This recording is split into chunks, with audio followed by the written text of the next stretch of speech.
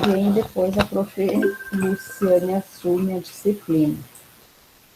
Então, Lu, seja bem-vinda à disciplina. Quiser dar um oi para os alunos, fica à vontade. Olá, tudo bem?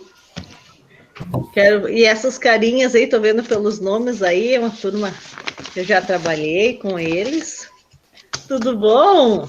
Olha só que tem uma mocinha agora, aqui ó, a Angelina. Angelina, conheci essa turma linda aí. Ai, ai. E... Ai, que papel, ela gosta de papel. Faz barulho, né? E... Só que tudo que pega vai para a boca, né? Uhum. Começou a fase, então. Então, Lu, a gente vai, fica bem à vontade, né? Eu só te convidei para vir dar um oi hoje para o pessoal. E eu vou trabalhar, então, esse tópico, né, com eles. E a hora que precisar sair, tu fica bem à vontade. Nós vamos participar aqui um pouquinho e depois, daqui a pouco, nós vamos organizar o banho dessa mocinha aqui. Daí, nos próximos dias, nós vamos arrumar aqui, nos organizar para trabalhar aí com vocês. Tá certo, gente? Eu vou assistindo, Fer, pode Bom, ir então. conversando aí com o pessoal. Então, tá. Boa noite a todos. Olá, Fernando, tudo bem? Oi, tudo bem? Tudo bem. O Fernando não te conhece ainda, ele é da turma que entrou em 2020. Conheço, já tivemos aula no ano passado. Opa! Produção textual, sim. Então, Acho que sim. Essa Sim, turma sim. toda já teve aula comigo. Produção textual a gente teve. então Mas e vocês não vão abrir a câmera aí para a gente poder ver vocês? Dá um oi aí, povo. Ali, ó. Ah, Brenda. Flávio, o professor que tá faceiro, fica com a boca lá nas orelhas quando enxerga os alunos, né? A Tuíse, olha ali, ó. Ai, que linda que ela tá. Tudo bom, gente? Eles não abrem, eles ficam tímidos, Lu. Eles têm vergonha. O Marcos, tudo bom, Marcos? Seu microfone tá fechado aí. Eles gostaram muito da aula da semana passada com a sua conhecida lá que falou do Zygmunt Bauman. Foi bem legal a aula. E acho que em geral, assim, estão gostando da disciplina.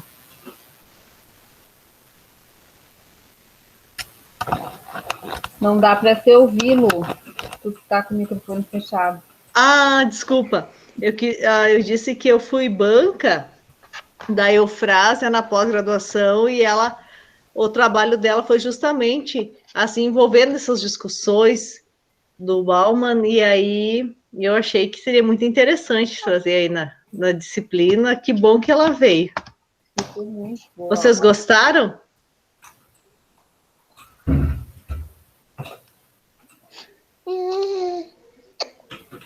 Gostaram, sim, falaram lá no chat, logo na hora da aula. A Angelina já quer falar de mim. Ela já quer conversar. Querida. Não deixa ela ver mais aí no computador, senão quando vê, tá dando aula também. Olha, uma mocinha. Olha lá, ó, tem uma mocinha, filha. Olha o nenê. Coisa linda. Oi, tudo bom? Olha lá, ó.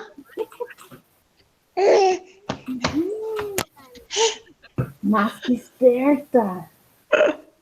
E o nome dessa outra moça linda, como é? Vitória, esse nome lindo. Ai, que linda. Vitória, viu que nem a Mana. Que bom, vai fazer aula com a mãe, né? Então vamos lá, gente boa. Então, tá. Vamos compartilhar.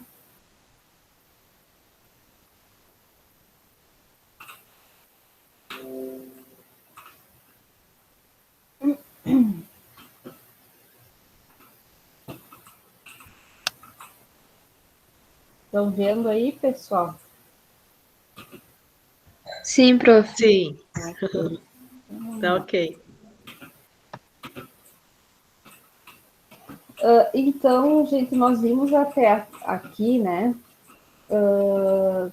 a evolução do ser humano, a questão cultural envolvida nesse processo, a questão antropológica, sociológica e um pouco filosófica, né? E estudando os artigos, principalmente, nós vimos o quê? Que a formação do espaço ambiental, né? A permanência, a conservação, as práticas aí antropológicas corretas, vamos dizer assim, né? Elas vão acontecer mais em alguns locais, menos em outros. Isso depende muito, né? De qual tipo de ser humano, vamos dizer assim, vai habitar aquele local. E as práticas agrícolas, historicamente, né, são as práticas que mais prejudicaram, né, o meio ambiente. E nós vamos ver, então, nesse aspecto cultural e histórico, o quanto, né, a Revolução Verde agravou isso e o quanto o que a Revolução Verde teve o propósito de fazer, né, que era aumentar muito a produção de alimentos, ela não conseguiu, né, fazer de maneiras que não agredisse, né, não destruísse esse meio ambiente. E quando eu falo meio ambiente, como nós discutimos em uma das aulas, nós somos esse meio ambiente também. Então, nós precisamos relacionar o quê? Que o ambiente é o solo, né, a água, o ar que tem nesse local e principalmente o ser humano. Nós, então, somos parte desse ambiente. E as nossas práticas, né, no caso aqui agrícolas, de produção de alimentos ou de commodities, né, que é o que é mais produzido, vão interferir decisivamente nesses locais, né, onde essas práticas são implementadas. Então, isso aqui representa bem, né? Nós temos o quê? Uma sociedade que é formada pelos indivíduos e que é, vamos dizer assim, caracterizada, então, por etnia, por crenças culturais, por hábitos, né, culturais, que está inserido dentro de um ambiente e que é movido por uma economia, né? Essa economia, então, é o que faz gerar renda e que faz esses indivíduos aí trabalharem, né, terem seu sustento e vai interferir nesse ambiente. A questão é que se nós trabalharmos, né, esses três aspectos de forma estável, viável, economicamente justa, né, e suportável pelo ambiente onde nós estivermos inseridos, nós podemos ter isso em equilíbrio, né? O que vem ocorrendo em termos gerais, né, pelo mundo todo, não só aqui no Brasil, na região, no Rio Grande do Sul e na região celeira, é que a parte econômica se apresenta enormemente injusta, né? Tornando a sociedade altamente capitalista e competitiva e muito pouco esses dois segmentos preocupados com a questão ambiental, né? Quanto maior o movimento, né, da sociedade e da economia para a preservação do ambiente, nós temos resultados mais satisfatórios. As pessoas, os indivíduos que moram nesse local onde isso aqui é mais equilibrado, né, na atualidade, têm uma qualidade de vida muito maior. Porque o ambiente, né, nós temos um ar puro, uma água potável e limpa, um solo sem contaminação, né? E uma produção de alimentos mais agroecológica, mais limpa, nós vamos ter com certeza os indivíduos que moram nesse local mais saudáveis, que vão viver mais tempo, né? Que vão viver melhor e que vão desenvolver menos doenças, né? Que vêm associadas à degradação ambiental. Então, mais uma vez, aqui temos uma foto que mostra, então, a evolução, né, da agricultura. Nessa primeira figura aqui nós temos o tempo primitivo, onde os equipamentos, né, os utensílios utilizados eram rudes, eles eram feitos em pedra, né, e madeira. Aqui nós já temos, então, as primeiras, né, primeiros registros aí, que são pinturas, né, do registro dos primeiros movimentos, né, de produção de alimentos, né. Aqui estão na parte da colheita, do armazenamento, tudo muito rude, né. Nossa geração anterior ainda pegou, né, a produção de preparo da terra, né, no arado, com a junta de bois, que é, então, já algo mais desenvolvido, bem mais desenvolvido do que essa época aqui. Mas como, então, desde essas ferramentas que eram utilizadas eram mais individuais, né, eram pequenas, elas possibilitavam o trabalho num determinado espaço, né, de terra, que era menor.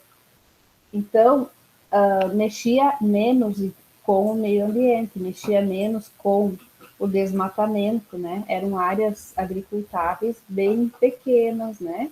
A produção da lavoura era familiar, não se tinha essa mecanização, não se tinha um cultivo, né, em grande escala, e tampouco os equipamentos e as máquinas, né, que existem hoje. Isso aqui, então, é chamado, né, quando se trabalhava com os bois, o arado e com a enxada, né, com a colheita, com o facão, essas coisas assim, era agricultura conhecida como agricultura pré-industrial, né. Ela era bastante trabalhosa, né, aqui então tem um plantador de sementes, né, de milho, aqui a agricultura, né, com a enxada. Nós vemos hoje, né, que em alguns locais onde ocorre produção agrícola, agroecológica, orgânica, se voltou, né, a utilizar, então, algumas dessas ferramentas aí que possibilitam uma produção de alimentos mais em equilíbrio, né, com o meio natural.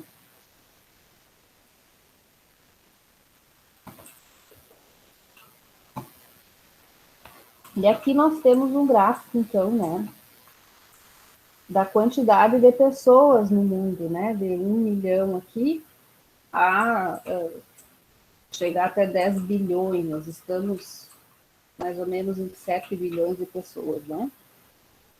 Então, o Homo sapiens, nós já vimos, né, antes de Cristo, evoluiu na África.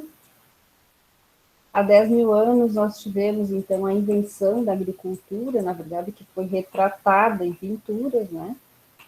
Foram as primeiras técnicas aí utilizadas.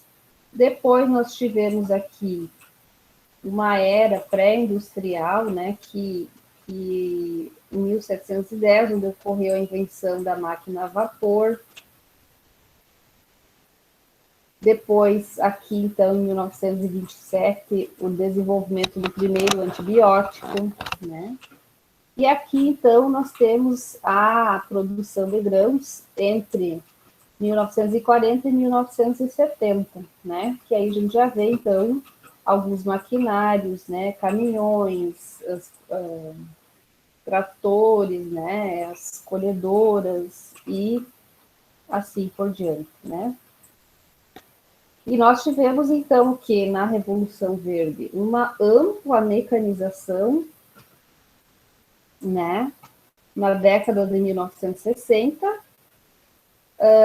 altas e novas tecnologias, né? As máquinas agrícolas mais desenvolvidas, hoje elas plantam enormes quantidades de hectares de terra, né? Com uma pessoa só trabalhando, né? Dirigindo essas máquinas agrícolas. Temos o que?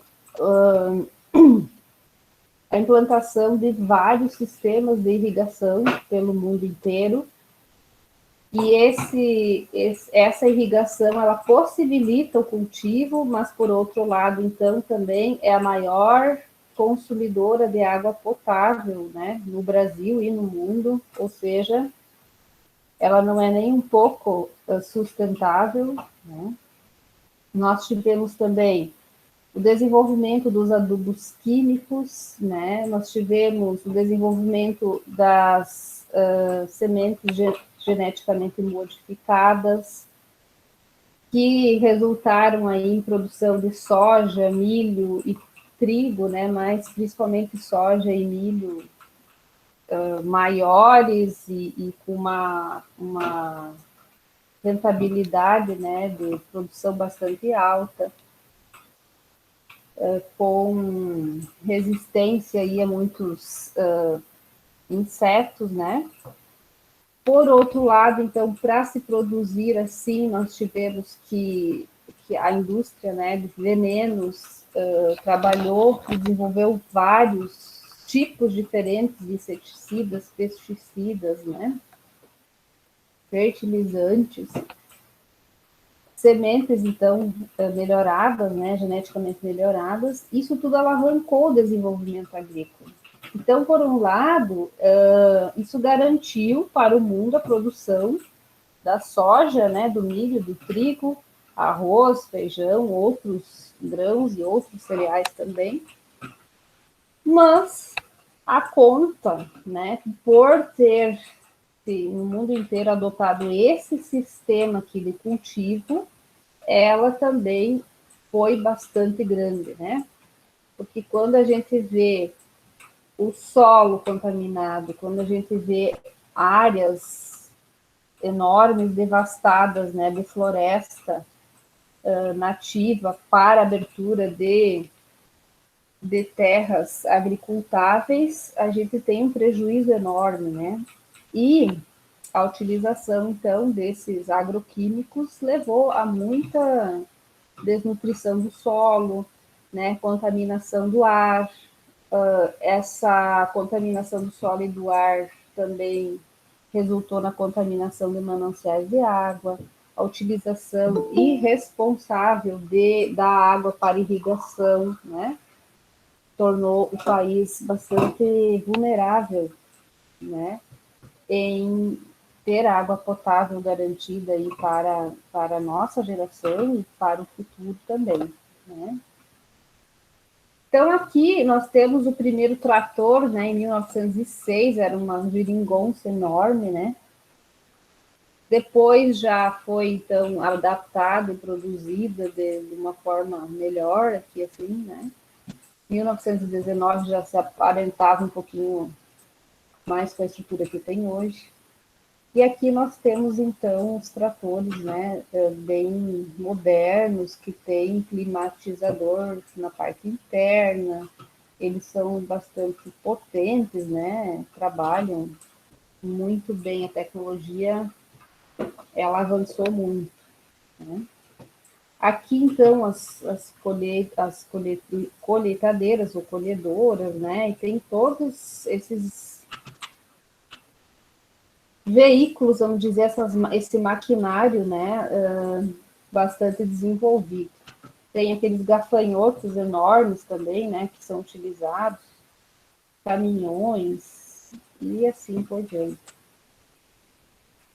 Então, as monoculturas, né, que nós já falamos, que uma monocultura, uma commodity, ela não é um alimento, né, ela vai ser utilizada, então, para fazer óleo vegetal, por exemplo, a soja, né, óleo vegetal, farelo de soja, né, vai virar principalmente ração, que depois vai alimentar bovinos, né, suínos e todos os animais aí, frango também, né, que são depois abatidos e nós consumimos, né, a proteína animal.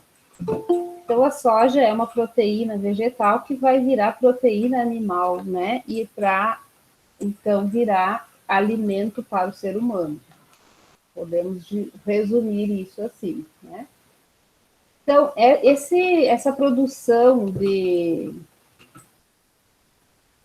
animais, ela impacta muito o meio ambiente, né? Então, para chegar um bife na nossa mesa aí, nós destruímos bastante, né, o ambiente até podermos consumir essa carne. Então, é um dos alimentos que mais impacta, né, ambientalmente, é a carne bovina. Depois vem a suína, depois vem o frango.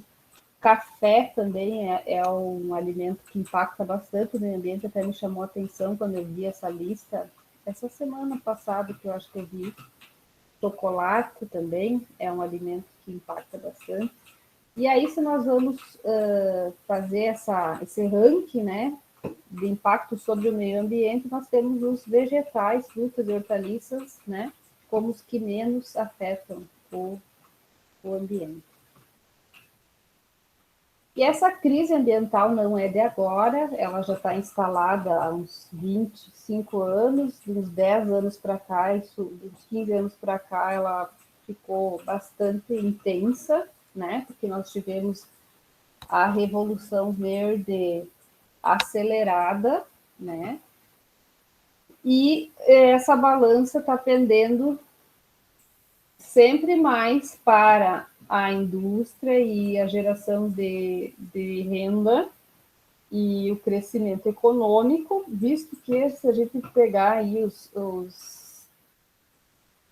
os políticos, né, que são gestores dos países aí, dificilmente, né, alguns poucos líderes, né, mundiais estão preocupados com a questão ambiental, né? Então, tanto a produção agrícola quanto a indústria de bens e serviços, né, ela impacta o ambiente. E claro que o crescimento populacional, né, quanto mais pessoas habitando o planeta, mais consumo vai ter, mais vai ter que usar um recurso, né, natural, enquanto não houver uma tecnologia que substitua, né, essa utilização em grande escala dos nossos recursos naturais. Isso cada vez mais origina o quê? Energia e matéria, né, que é sendo consumida e descartada. Aí nós temos o problema também que estamos caminhando ainda, engatinhando na questão da reciclagem de resíduos, né? Em alguns locais isso é mais desenvolvido, né? Em outros ainda é bem precário. Então, cada vez que temos mais demanda por alimentos, nós também temos um desequilíbrio, né? Vamos sendo abertas novas áreas, né, de agricultura, visto, vocês estão acompanhando o Brasil aí nesses últimos 3, 4 anos, aí, 5 anos, que estamos tendo que muito desflorestamento, né, derrubada de mata para abrir terra para plantar, né? Principalmente ali na região centro-oeste, né, e norte.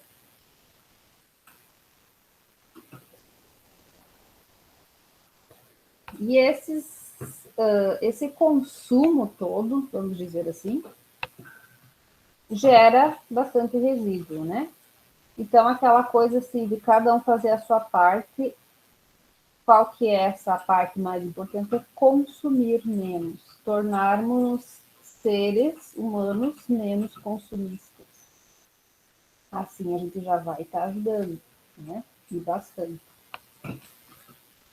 E essa reflexão ambiental nós temos que fazer diariamente. O que a minha ação, porque essa ação antrópica, né, pessoal, não é o que os outros fazem, né? Não é um grupo de pessoas longe de mim, não.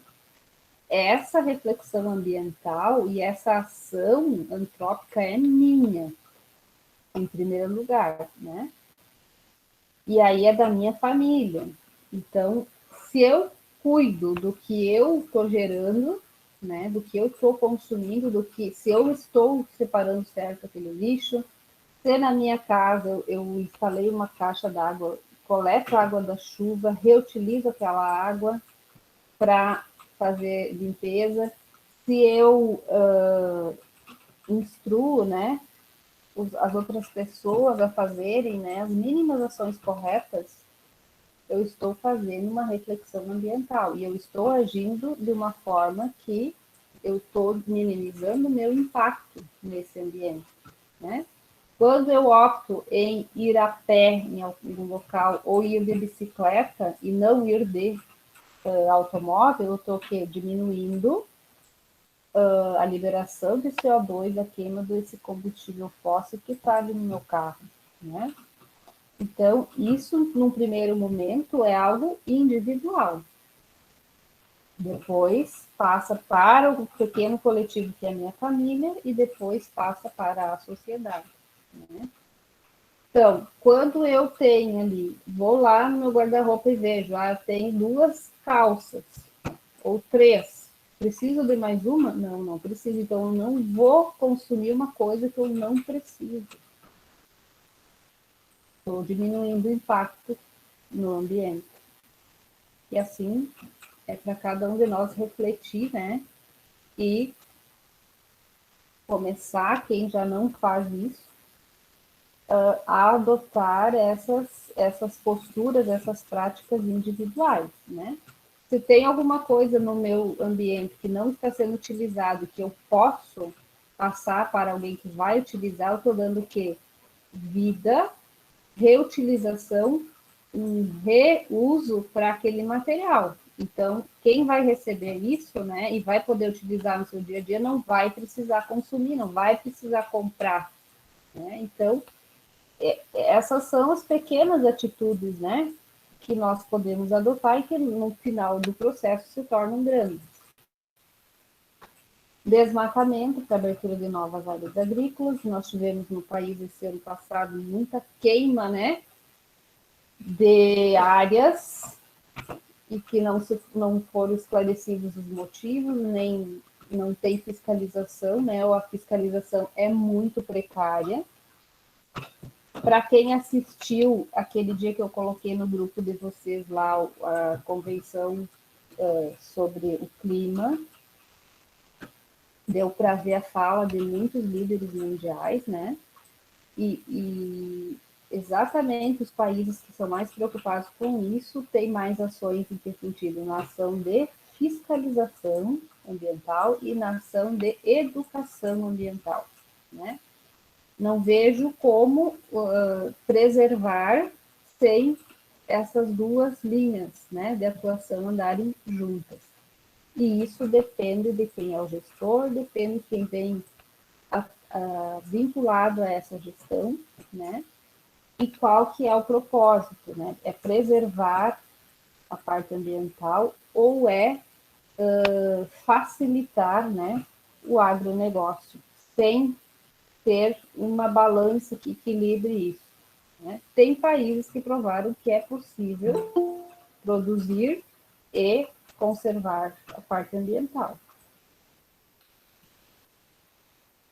Então, as queimadas que são assim terríveis, né? Desmatam, perde-se uma área grande, verde, de árvores que vão estavam ali fazendo a fotossíntese, que tinham uma diversidade, né, de flora, né, bastante grande, que resulta em diversidade de fauna, são duas coisas que andam juntas, né, e que ser queimadas depois levam aí 10, 15, 20 anos, né, gente, para recompor um pedaço aí queimado.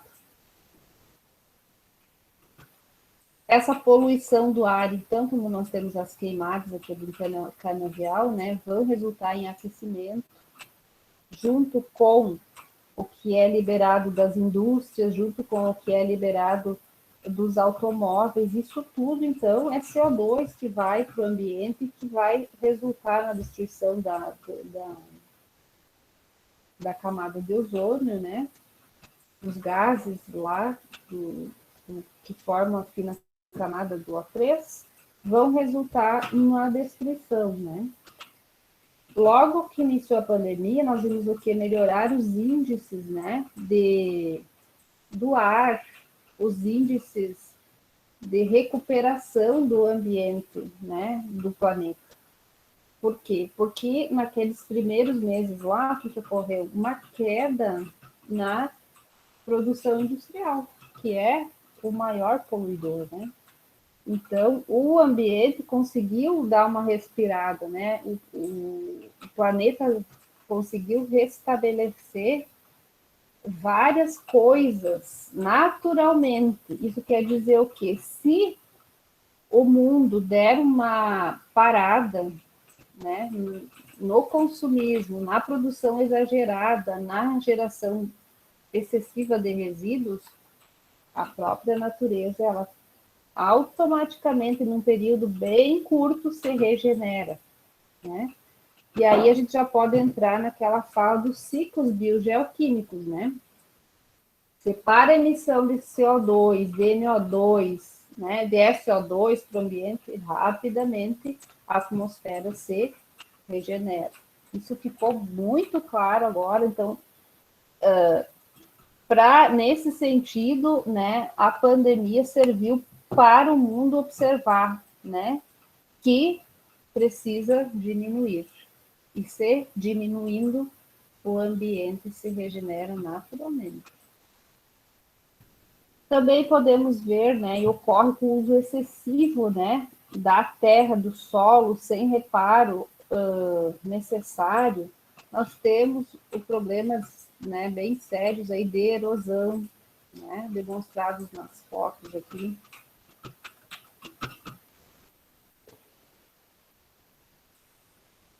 Então, essa agricultura, né, industrializada, ela é boa, muito boa, porque produz mais, mas, por outro lado, olha como fica, né, o ambiente onde ela é conduzida de forma equivocada.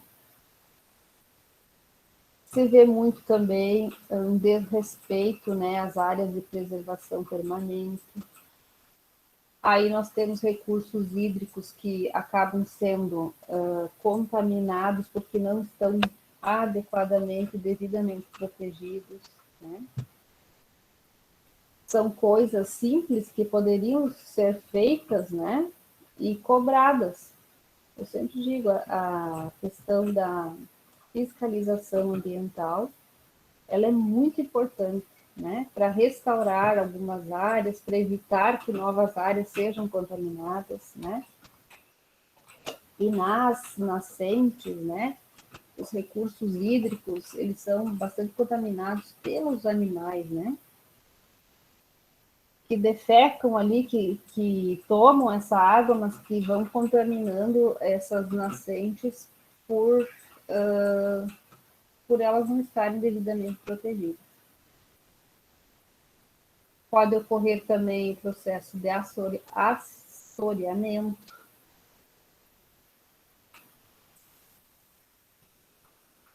a extração, né, de pedras e minérios. Nós tivemos aí vários acidentes, né, ecológicos bastante sérios aqui no Brasil já. Fora, então, o resíduo que gera, né, determinado tipo de extração, que é muito contaminante, tem muita química que é utilizada ali para fazer isso, e que depois fica naqueles reservatórios enormes, né, que são compostos tóxicos, e que estão lá, às vezes, armazenados de forma inadequada, não se tem mais também espaço, né, lagoas de estabilização para tanto resíduo, né, da extração dos minérios. E aqui, então, o nosso maior problema da região celeiro, né?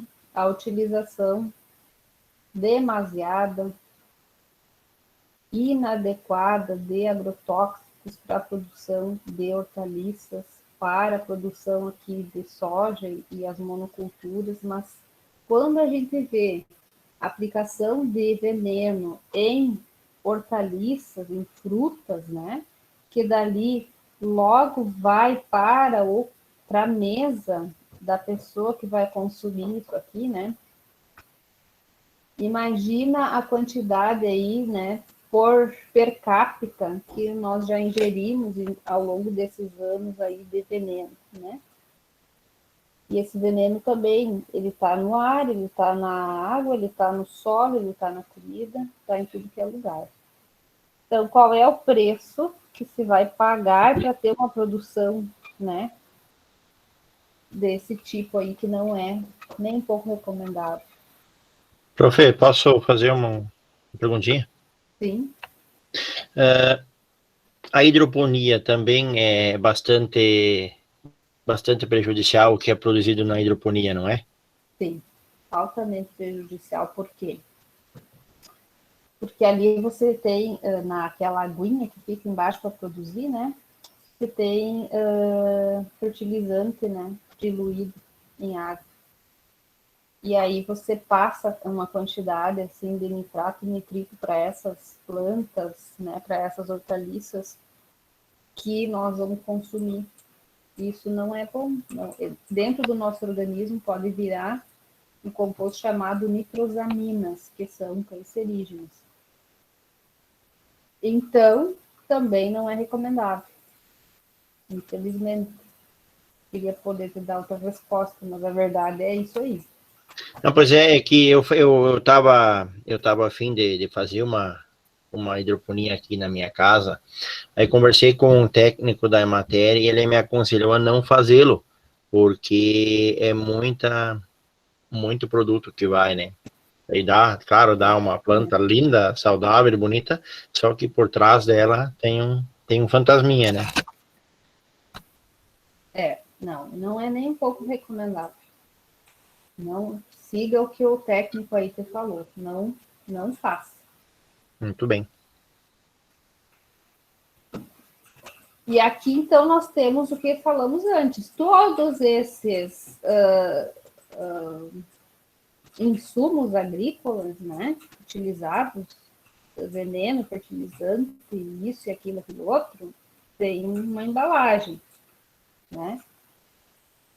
E essa embalagem, ela tem que ter um descarte correto, ela tem que ser reciclada, ela tem que ser adequadamente devolvida de quem se comprou para ser, né, outra vez, vamos dizer assim, derretida e reutilizada, ou, né, qual é o finalmente dessas embalagens aí, né? Que também é um problema, né? Alguns anos atrás era um problema muito maior, hoje já se está cobrando, né? Tem um controle maior sobre essas embalagens de venenos, né? Que são utilizadas na agricultura.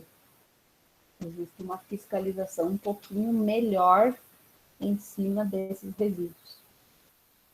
Então, o ideal é que a gente não consuma, né? Nenhum tipo de alimento que tenha veneno. O ideal, né, para nossa saúde, para nossa nutrição, para o nosso organismo, a nossa alimentação, é esse X aqui, não consumir alimentos com veneno. Mas isso, na atual circunstância que nos cabe, está sendo uma coisa quase assim, ó, vou dizer, missão quase impossível, né? Porque aonde que nós encontramos alimentos sem venenos para comer? Com exceção daquele agricultor que cultiva, que sabe que planta lá na sua propriedade, né? Quem de nós consegue ter a certeza hoje de consumir aí alimentos sem agrotóxicos?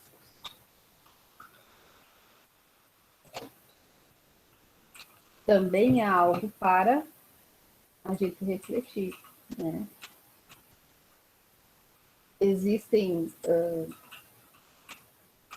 redes agroecológicas, existem agricultores que plantam orgânico, né?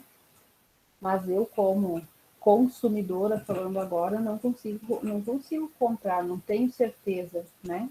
Eu converso, isso é assim, mas não temos um local para compra de alimentos orgânicos, por exemplo, né?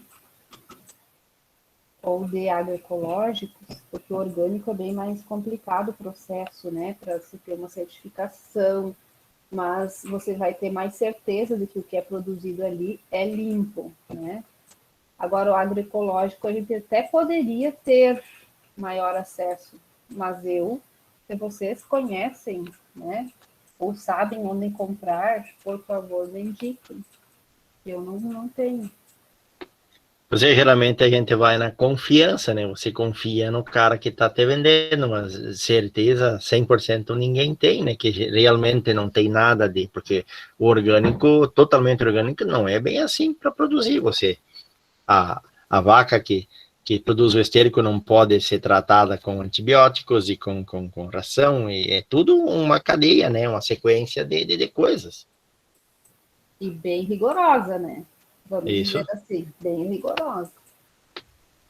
Por isso que são caros, né? Onde você consegue um orgânico é caríssimo. Por quê? Por causa da produção que é tão exigida, né? Tão difícil. Né? E, assim, que eu conheço aqui, que trabalha com orgânicos em Três Passos, é o ABMF, né? Que tem algumas propriedades, alguns locais que plantam alguns tipos, né, de alimentos. E eles eram os únicos que tinham, assim, eles vendiam, então, a produção de hortifruti grangeiros deles, né, um tempo atrás. É uma pena que pararam, porque daí ali realmente era um produto orgânico ou agroecológico, de fato, né, e você sabia o que estava consumindo, mas não tem mais essa venda, né? Não sei se a produção lá continua ou não, mas eu acho que não conseguiram dar continuidade àquele processo que tinha sido implantado, né? E assim, eu comprava os produtos deles, né? Mas tirando isso, a gente fica sem opção, né?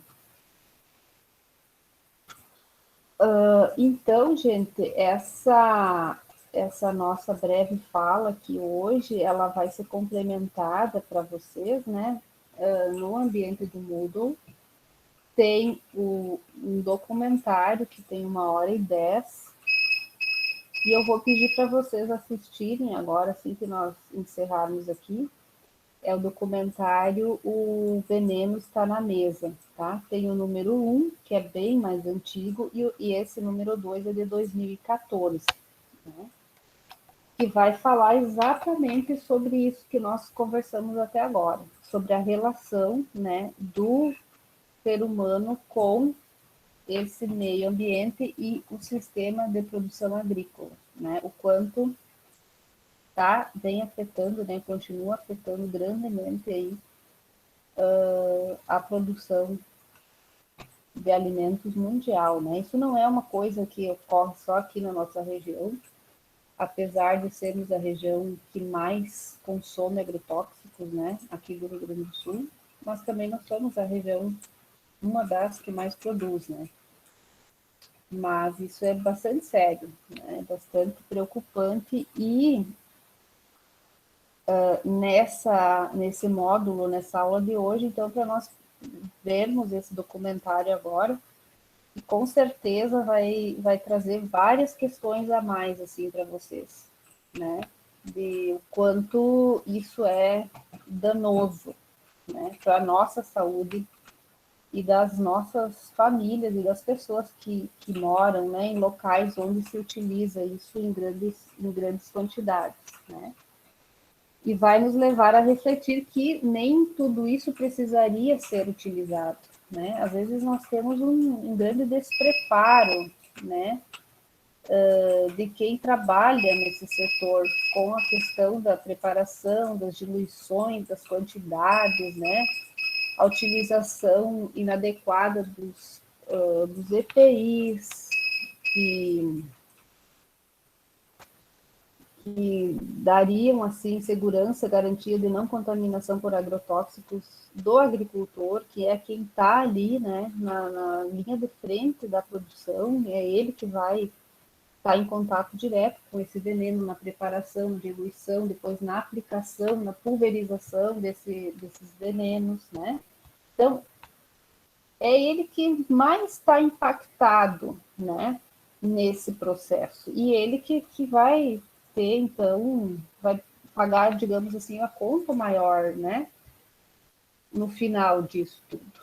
Foi feito um estudo que mostrou claramente que as esposas, né, dos agricultores, mesmo que elas não nem preparassem o veneno, nem estivessem nas lavouras aplicando o veneno junto ali na hora de cultivar, só pelo simples fato delas entrarem em contato com a roupa utilizada pelos maridos e os filhos, né? Enfim, quem estava aplicando o veneno, elas terem esse contato de pegar essa roupa e lavar a roupa, elas apresentaram altos índices aí de micronúcleos, né, na saliva, na parte interna da boca, que levam a constatação que elas tiveram contato com o veneno. E isso abre um precedente, né, de que talvez, né, mas com muita chance, uma probabilidade muito alta dessas mulheres desenvolverem células cancerosas, né? Então, o efeito maior, mais agressivo, mais nocivo e mais triste, vamos dizer assim, da utilização dessa forma do veneno é em relação ao desenvolvimento do câncer, né? Então, se elas lavando as roupas, né, apresentaram micronúcleos já problemáticos, né, celulares, imagina quem vai aplicar esse veneno direto na lavoura sem usar as EPIs corretamente, né? Então tá aspirando aquele veneno, tá pegando, né, em contato com a pele, tá se contaminando, né? E isso não é periodicamente, são várias vezes no ano, né? São várias safras, são vários plantios, são várias colheitas e são várias a periodicidade com que eles entram em contato com esses produtos aí é bastante alta durante o ano, né? E daí soma-se vários anos, né? Eu acho que uma das culturas que mais vai agrotóxicos, fungicidas, e é o algodão, né? Porque quando eu estava no Mato Grosso aquela vez, cara, tu saía numa ponta da lavoura de algodão, já terminava, já começava lá na frente de novo, e assim até estar pronto para a colheita. É impressionante. E algodão, o fumo, né? São culturas que vai muito, e assim, ó, muitos relatos, né, de dor de cabeça, de ardência nos olhos, de mal-estar, de problemas estomacais, né, de agricultores. Isso tudo é o que? O efeito dos agrotóxicos, dos venenos, né, gente? Não adianta a gente, digamos assim, tapar o sol com a peneira e dizer que não é isso, porque é, né?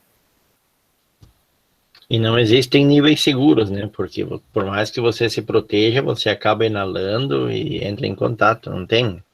O que fica no ar, né?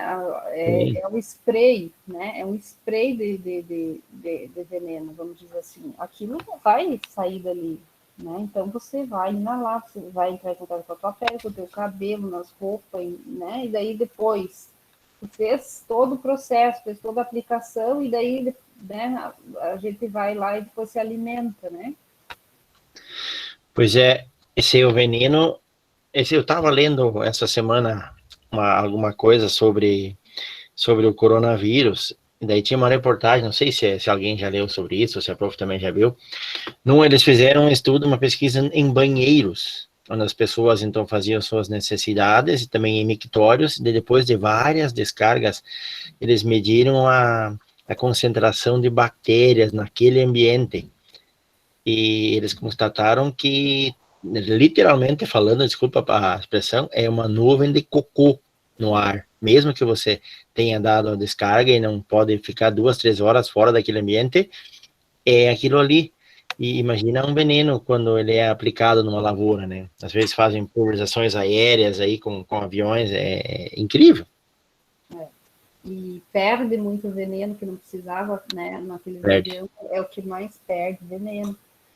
Então, são práticas aí que não colaboram em nada com a manutenção do ambiente, e tão pouco da nossa saúde, né? Isso aí é horrível. E daí nós vamos ver os casos aí de câncer na nossa região, somos campeões, né? E Juí é o lugar que mais identifica pessoas com câncer, né? Então, é maior, o que mais, a região que mais usa veneno, a região que mais tem pessoas com câncer. Não precisa nem fazer estudo nenhum, está tudo demonstrado, né? Nos dados, nos índices, né? Só não vê quem não quer. Mas, enfim, depois que vocês assistirem, nós vamos semana que vem continuar discutindo isso, e daí nós vamos ter que ver alternativas, nós vamos ter que estudar formas, né, de produção mais limpas, né, e alguns, assim, demonstrar que isso é possível, né, é possível modificar esse cenário, nem que seja naquele trabalho de formiguinha, né, vai um, dali a pouquinho vai mais um, né, de formar pequenos núcleos que já existem e que de repente, né, se ampliam, para a gente não perder, né, uma coisa que é a esperança de ter um ambiente mais saudável para viver. O prof chegou a assistir o Globo Rural daquela matéria do cara aquele que tem lavouras de soja e milho convencionais, que não é mais com agrotóxicos? Deu no Globo Rural isso. Não assisti. O Globo Rural desse E último vídeo? não, faz uns diazinhos já. Ele produz, não usa, ele faz outro manejo e a produção é maior do que o plantio direto com agrotóxicos e coisa, com tipo de fertilizantes. Uhum. Olha que interessante, né? A gente até também assiste. Se tu puder localizar e botar o link do Globo Repórter no grupo do WhatsApp, faz esse favor para nós. Eu vou procurar no YouTube e eu vou tentar botar o link no grupo do nosso WhatsApp. Isso, É pra... Globo Rural. Uhum. Que bom, Fernando. Essas coisas assim a gente tem que buscar, né? Senão a gente fica só nessa coisa assim que estamos mergulhados aí sempre em veneno e problema, né? E isso aí a gente também tem que ver o outro lado, né? E trabalhar para ter o modo que está posto não é bom e não é bom, é prejudicial, nós vamos ter que ver então formas, né, novas e diferentes para transformar esse nosso espaço, né? Certo, gente? Agradeço então a presença de vocês. Vou parar a gravação agora e daí eu vou pedir então para vocês entrarem no Moodle e assistirem esse documentário, que é muito, muito, muito impactante, mas é bem necessário ser assistido.